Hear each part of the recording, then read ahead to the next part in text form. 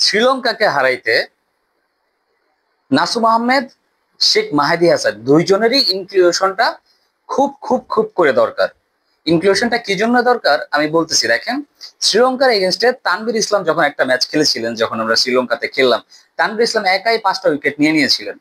এবার কিন্তু তানভীর ইসলামের খেলার সুযোগ হচ্ছে না, যেহেতু নাসুম আহমেদ অলরেডি খেলছেন। আর এর আগে ওই সিরিজে আপনার শেখ মাহেদী হাসানও বেশ ভালো বোলিং করেছেন। তো আমার কাছে মনে হয় কালকের যে ভাইটাল যে ইম্পর্টেন্ট ম্যাচটা, সেই ইম্পর্টেন্ট ম্যাচটাতে ভাই বাংলাদেশ টিমে যদি শেখ মাহেদী হাসান এবং নাসুম আহমেদ দুজনকেই রাখা হয়, সেটা বরঞ্চ বাংলাদেশের জন্য প্লাস পয়েন্ট হবে। আর আর এর আগে একটা ভিডিওতে বলেছিলাম, বাংলাদেশের অবশ্যই মেইন 5জন বোলার নিয়ে খেলতে হবে, তারপরে আপনার পার্ট টাইমার যদি আর 2-3জন থাকে, that is plus point for Bangladesh. এই জিনিসটা ভুলে গেলে চলবে না। শ্রীলঙ্কায় বর্তমান যে টিমটা খেলতেছে তাদের যদি আপনি হিসাব করেন, প্রথম থেকে ডানহাতি ব্যাটারদের কথা যদি হিসাব করেন, প্রাথম নিশাঙ্কা, কুশাল মেন্ডিস, তারপরে আপনার এই দুজন তো আপনার ওপেনিং করতে আসেন। এই দুজনকে যদি আপনি বাহাতি স্পিনার দিয়ে খেলান, তাহলে সেখানে আপনি কিছুটা ফ্যাসিলিটিস পেতে পারেন। আর এর আগে আমরা দেখেছি চারিতা সালাঙ্কা, তারপরে আপনার কামিন্দু মেন্ডিস, এদেরকে দেখেছি ডানহাতি অফ স্পিনারের এগেনস্টে অনেক দুর্বলতা রয়েছে তাদের। তো এই বিষয়গুলো মাথায় রেখে আমার কাছে মনে হয় টিম সিলেকশনে বাংলাদেশের যাওয়া উচিত। আর ব্যাটারদের কথা কি বলবো, বাংলাদেশের তো আসলে সবসময় বোলিং নির্ভর একটা টিম থাকে, বোলাররাই বাংলাদেশকে সবসময় জেতায়।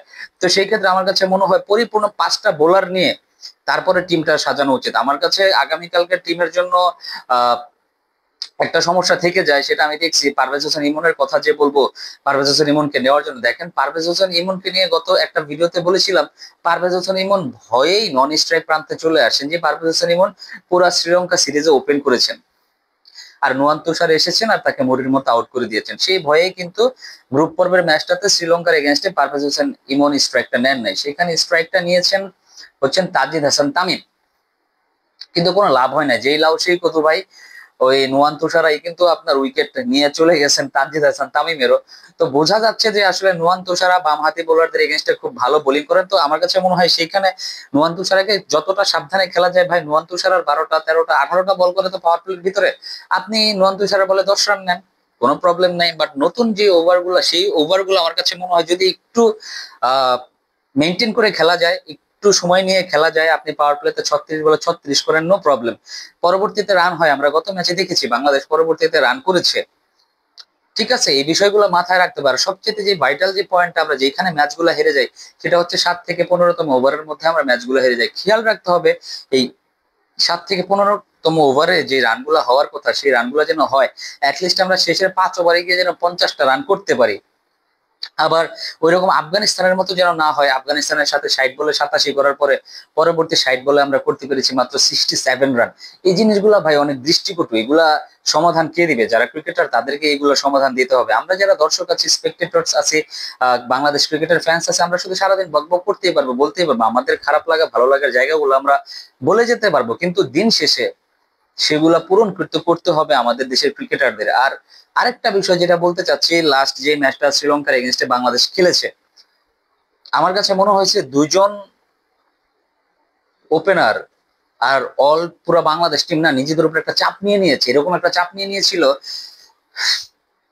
যে we have to win this match, আমাদেরকে এই ম্যাচটা জিততেই হবে, এই ম্যাচটা জেতার জন্য আমরা আসছি, এরকম একটা চাপ যখন বাংলাদেশ নিয়ে নিয়েছিল না, তখন ভাই সেই চাপের কারণে আমার কাছে মনে হয় যেন বাংলাদেশের ব্যাটিং লাইন আপটা একদম ধ্বংস হয়ে গেছিল।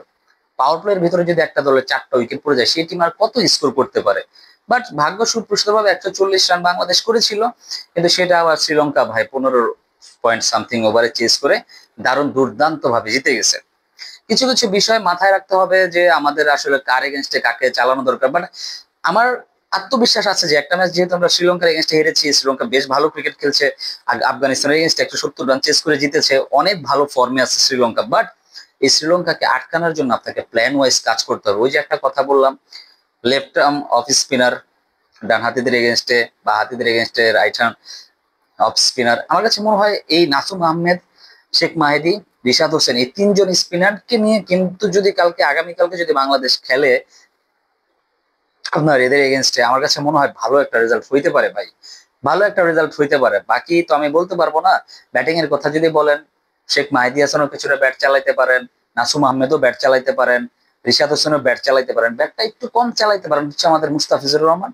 বাট দিন শেষে আমার কাছে সেটা কোনো ফ্যাক্ট মনে হয় না। কিন্তু প্রপার ভাই 5টা বোলার নিয়ে খেলতে হবে, যেখানে আফগানিস্তান 4 ওভারে 52 সংগ্রহ করেছিল বাংলাদেশের এগেনস্টে, শ্রীলঙ্কা কিন্তু ভাই 4 ওভার 60-70 রান সংগ্রহ করতে পারে। জিনিসটা মাথায় রেখে তারপরে দল নির্বাচন করতে হবে। তো দেখা যাক, রাত পোহালে আবারও রাইভালরি শুরু।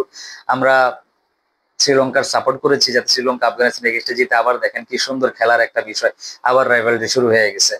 বাট রাইভালরি হোক যাই হোক, আমরা সবাই পজিটিভ থাকি, আজ খেলাটাকে সুন্দরভাবে উপভোগ করার চেষ্টা করি, ঘৃণা না ছড়াই। সবাই ভালো থাকবেন, সুস্থ থাকবেন। আসসালামু আলাইকুম।